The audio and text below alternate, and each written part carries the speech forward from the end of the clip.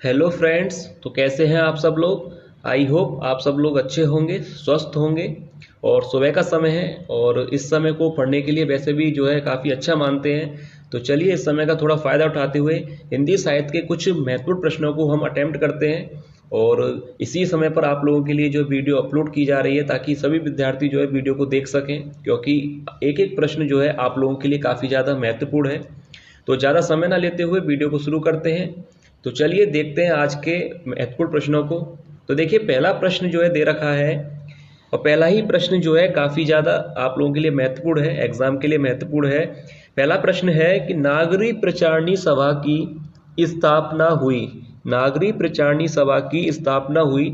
Options देखिए दे रखे हैं आप लोगों को। द्विवेदी युग में, भारतेंदु युग में, छायावादी युग में और प्रगतिवादी युग में। तो देखिए यहाँ पर ऑप्शंस आप लोगों को दे रखे हैं। प्रश्न जो है आप लोगों से पूछा गया है जो कि काफ़ी महत्वपूर्ण है कि नागरी प्रचारणी सभा की स्थापना हुई थी, द्विवेदी युग में हुई थी, भारतेंदु युग में हुई थी, या छायावाद युग में हुई थी, या प्रगतिवाद युग में हुई थी। तो देखिए सबसे पहले अगर नागरिक प्रचारणी सभा पे आधारित प्रश्न आता है तो पहले आपको ये पता होना चाहिए कि इसकी स्थापना कब हुई थी। तो देखिए ध्यान से सुनिएगा, नागरिक प्रचारणी सभा की जो स्थापना हुई थी वो 16 जुलाई 1893 ईस्वी में श्याम सुंदर दास के द्वारा हुई थी। तो ये बात आपको याद रखनी है कि नागरिक प्रचारणी सभा की स्थापना 16 जुलाई 1893 ईस्वी में जो है श्याम सुंदर दास जी के द्वारा हुई थी। तो अब देखिए अगर ये बात आपको याद है तो ये प्रश्न आसानी से हो जाएगा कि कहा गया है कि 1893 ईस्वी में इसकी स्थापना हुई थी। तो अब देखिए अगर आपको इन चारों युग का अगर समय पता है, समय सीमा अगर आप लोगों को पता है तो ये प्रश्न आपके लिए कुछ नहीं है। सबसे पहले देखिए 1893, तो 1893 सुनकर ही आपको पता चल गया होगा कि इस प्रश्न का जो राइट आंसर होगा वो होगा ऑप्शन ख, भारतेंदु युग। अब भारतेंदु युग ही इसका आंसर क्यों है, क्योंकि भारतेंदु युग की जो समय सीमा है वो आप लोगों को पता है कि 1868 से लेकर 1900 तक है।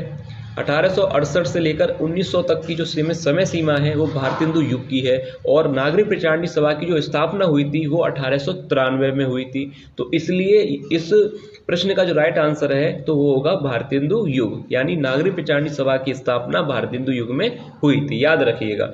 अब देखिए नेक्स्ट प्रश्न दे रखा है, 84 वैष्णव की वार्ता, 84 वैष्णव की वार्ता के लेखक हैं। ये भी प्रश्न जो है काफी ज्यादा महत्वपूर्ण है। अब ऑप्शन देखिए दे रखे हैं, जैनेन्द्र कुमार, गोकुलनाथ, नावादास या लल्लूलाल। तो देखिए 84 वैष्णव की वार्ता के जो लेखक हैं, ये प्रश्न अच्छा है एग्जाम के लिए। इस प्रश्न का जो राइट आंसर है वह है ऑप्शन ख, यानी गोकुलनाथ इस प्रश्न का राइट आंसर होगा। 84 वैष्णव की वार्ता के जो लेखक हैं वह हैं गोकुलनाथ, याद रखिएगा।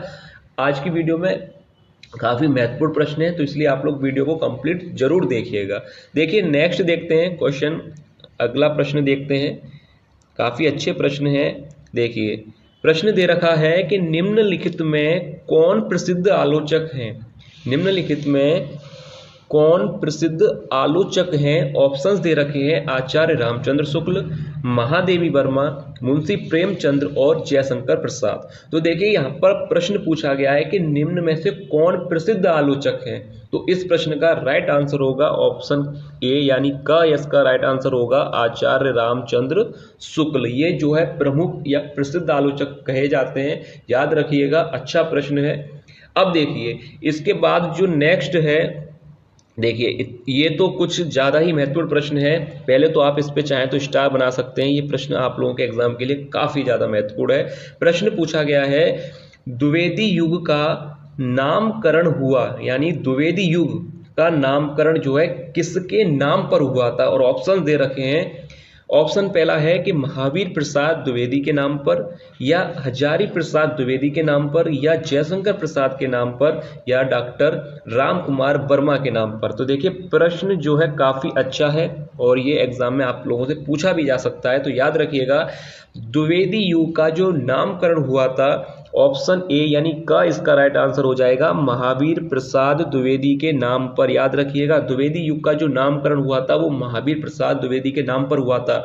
याद रखिएगा हजारी प्रसाद द्विवेदी के नाम पर नहीं हुआ था, महावीर प्रसाद द्विवेदी के नाम पर जो है द्विवेदी युग का नामकरण हुआ था। यह प्रश्न जो है अपने आप में काफी महत्वपूर्ण है, तो याद रखिएगा। इसके बाद देखिए नेक्स्ट है देखिए नेक्स्ट दे रखा है कि छायावादोत्तर युग का काल है, यानी समय सीमा पूछी गई है कि छायावादोत्तर युग की जो समय सीमा क्या है। तो देखिए पहली बात आपको याद होगी, भारतेंदु युग, द्विवेदी युग, छायावादी और छायावादोत्तर युग। तो आपको पता है कि छायावादोत्तर युग को जो है शुक्लोत्तर युग भी कहा जाता है, इसका दूसरा नाम भी है, तो इसलिए इसको भी याद रखिएगा, छायावादोत्तर युग को शुक्लोत्तर युग भी कहा जाता है। अब देखिए यहाँ पर चार ऑप्शन दे रखे हैं, 1868 ईस्वी से 1900 तक, 1900 से 1922 तक, या 1919 से 1938 तक, या 1938 से वर्तमान तक। तो देखिए अगर आपने चारों युग की समय सीमाओं को पढ़ा होगा तो आपके अब तक आंसर हो भी गया होगा, क्योंकि देखिए मैं एक करके बता दूं। अब देखिए पहला राइट आंसर क्यों नहीं है, क्योंकि छायावादोत्तर युग का काल पूछा है और पहला जो समय सीमा दे रखी है वह है भारतेंदु युग की, क्योंकि भारतेंदु युग की जो समय सीमा है वो 1868 से 1900 तक है, तो ये राइट आंसर नहीं होगा। दूसरी जो समय सीमा है वो 1900 से 1922 यानी द्विवेदी युग की है, ये भी गलत है। 1919 से जो 38 तक है वो छायावादी युग की समय सीमा है। तो अब यहां पर पूछा गया है छायावादोत्तर युग की, तो अब देखिए ऑप्शन घ इसका राइट आंसर हो जाएगा 1938 से वर्तमान तक। इस प्रश्न के जो ऑप्शन दे रखे हैं उसके हिसाब से ऑप्शन जो घ है राइट होगा 1938 से वर्तमान तक। तो याद रखिए छायावादोत्तर युग का जो काल है वो ऊपर की तीन इसलिए नहीं है क्योंकि समय सीमा वो भारतेंदु, द्विवेदी और छायावाद की है। इसके प्रश्न के हिसाब से जो ऑप्शन दे रखे हैं यानी घ इसका राइट आंसर है 1938 से वर्तमान तक, याद रखिएगा। और चाहे तो आप इस पे भी स्टार बना लीजिए, ऐसे ही प्रश्न जो है एग्जाम में पूछे जाते हैं। अब इसके बाद देखिए नेक्स्ट है, अब देखिए कितना अच्छा यहाँ पर प्रश्न दे रखा है, छायावादोत्तर काल के लेखक हैं। ऑप्शंस दे रखे हैं, विद्यानिवास मिश्र, आचार्य रामचंद्र शुक्ल, गुलाब राय और डॉक्टर श्याम सुंदर दास। तो देखिए अब यहाँ पर पूछा गया है छायावादोत्तर काल के लेखक के बारे में पूछा गया है, तो ये प्रश्न जो है काफी सिंपल है। ऑप्शन ए यानी क विद्यानिवास मिश्र इसका राइट आंसर होगा, क्योंकि छायावादोत्तर काल के ये प्रमुख लेखक हैं। अब देखिए नेक्स्ट यहाँ पर प्रश्न दे रखा है, ये भी प्रश्न जो है काफी अच्छे हैं, इनको भी अच्छी तरह से समझिएगा। देखिए नूतन ब्रह्मचारी के रचनाकार हैं, नूतन ब्रह्मचारी के रचनाकार हैं। ऑप्शन देखिए चार आपको दे रखे हैं, सदल मिश्र, बालकृष्ण भट्ट, लल्लू लाल या मोहन राकेश। तो देखिए नूतन ब्रह्मचारी के जो रचनाकार हैं मैं बता दूं आपको, ऑप्शन ख यानी बालकृष्ण भट्ट इस प्रश्न का राइट आंसर होगा। नूतन ब्रह्मचारी के जो रचनाकार हैं वह हैं बालकृष्ण भट्ट, याद रखिएगा, काफी अच्छा प्रश्न है। अब देखिए नेक्स्ट यहाँ पर दे रखा है, चारुचंद्र लेख विदा है, यानी चारुचंद्र लेख की मतलब विदा क्या है, कहानी है, उपन्यास है, निबंध है या नाटक है। देखिए चार ऑप्शन है, कहानी है या उपन्यास है, निबंध है या नाटक है। तो देखिए चारुचंद्र लेख की जो विदा है वो मैं आप लोगों को बता दूं, इसका प्रश्न का जो राइट आंसर है वह है ऑप्शन ख यानी उपन्यास, याद रखिएगा, राइट आंसर होगा उपन्यास। चारुचंद्र लेख की जो विदा है वह ना तो कहानी है, ना निबंध है, ना नाटक है, वह है उपन्यास, याद रखिएगा, चारुचंद्र लेख की विदा उपन्यास है। अब इसके बाद देखिए नेक्स्ट यहां पर दे रखा है, नदी के दीप। देखिए नदी के दीप किस विधा की रचना है, यहाँ पर फिर पूछा गया है कि नदी के दीप किस विधा की रचना है, यानी वह निबंध है, कहानी है, उपन्यास है या नाटक है। तो देखिए इसको भी मैं बता दूं, नदी के दीप भी उपन्यास है, याद रखिएगा, यानी ग इसका राइट आंसर होगा उपन्यास। नदी के दीप किस विधा की रचना है, यानी वह उपन्यास है, याद रखिएगा। अब देखिए इसके बाद प्रश्न है कि त्यागपत्र विधा की दृष्टि से रचना है, त्यागपत्र विधा की दृष्टि से रचना है। अब देखिए ऑप्शन दे रखे हैं, कहानी, निबंध, उपन्यास या नाटक। तो देखिए इस प्रश्न का भी जो राइट आंसर है वह है ऑप्शन ग यानी उपन्यास, इसका भी राइट आंसर होगा, यानी त्यागपत्र भी क्या है, वो उपन्यास है, याद रखिएगा। अब इसके बाद देखिए यहाँ पर प्रश्न दे रखा है कि डॉक्टर हजारी प्रसाद द्विवेदी का उपन्यास पूछा गया है, डॉक्टर हजारी प्रसाद द्विवेदी का उपन्यास है। ऑप्शन चार है, त्यागपत्र, भूले बिसरे चित्र, अनाम दास का पोथा और सूरज का सातवां घोड़ा। तो देखिए हजारी प्रसाद द्विवेदी का उपन्यास पूछा है, अब यहाँ पर देखिए त्यागपत्र भी उपन्यास है, अनाम दास का पोथा भी उपन्यास है और सूरज का सातवां घोड़ा भी उपन्यास है। तो अब देखिए इनके अगर आप लोगों को रचनाकार पता है तो प्रश्न देखिए कितना सिंपल है। जैसे कि हजारी प्रसाद द्विवेदी का उपन्यास पूछा है, त्यागपत्र आप जानते हैं उपन्यास तो है पर किसका है, जैनेन्द्र कुमार का, तो ये प्रश्न का राइट आंसर नहीं है। भूले बिसरे चित्र भी किसका है, भगवती चरण वर्मा का, यानी ये भी इसका राइट आंसर नहीं होगा।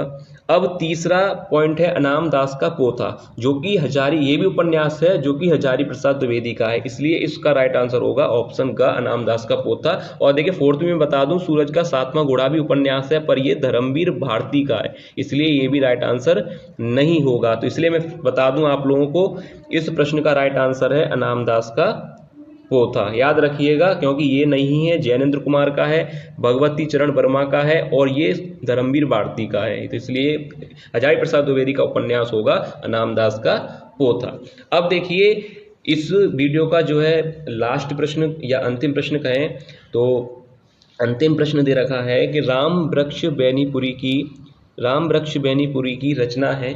ऑप्शन दे रखे हैं बोलगा से गंगा तक, बाग विलास, पतितों के देश में और चिंतामणि। तो ये काफ़ी सिंपल है, काफ़ी सरल भी है कि राम वृक्ष बेनीपुरी की रचना है, ऑप्शन का इसका राइट आंसर होगा, यानी पतितों के देश में। तो ये था आज की वीडियो का जो है अंतिम प्रश्न।